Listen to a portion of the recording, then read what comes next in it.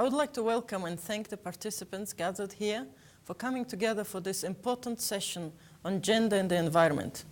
As the President of United Nations Environment Assembly of UNEP and Mongolia's Minister for Environment and Green Development, I hope you share with me the optimism I have for the global gender environmental outlook as a vehicle for inclusive sustainable development.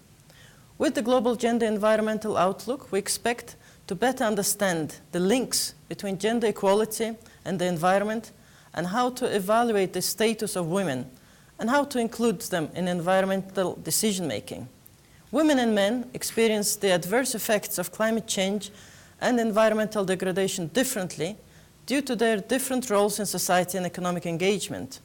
Women are acutely vulnerable to environmental degradation when engaged in subsistence-based lifestyles, as they heavily rely on environment for food, heat, and shelter. This means that different approaches must be taken to ensure that both men and women are engaged in environmental decision-making. Sustainable development and green economy initiatives can be used as an opportunity to uplift the status of women and increase their economic participation. Therefore, it is very important that the women's viewpoint on environmental issues is heard.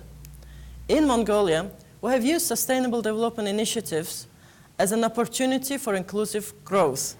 We're very proud that our parliament approved the Green Development Policy of Mongolia in June of 2014, and that policy has specific provisions to increase the earning power of women, taking care of their children, increase employment opportunities related to the green economy, and to provide education in sustainable development.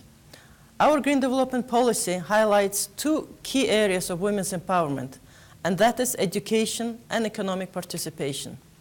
Of course, areas for improvement still exist, and therefore, the Outlook report, we hope, will offer a valuable perspective on how we can address the women's participation in the environmental agenda and how we can ensure holistic and inclusive action.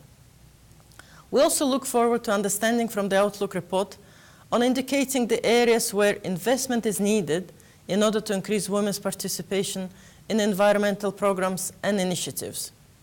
In conclusion, I encourage all the participants of this conference to unite and use this as an opportunity to further understand the linkage between gender and the environment, and to incorporate gender concerns in sustainable development at the local, national, and global level.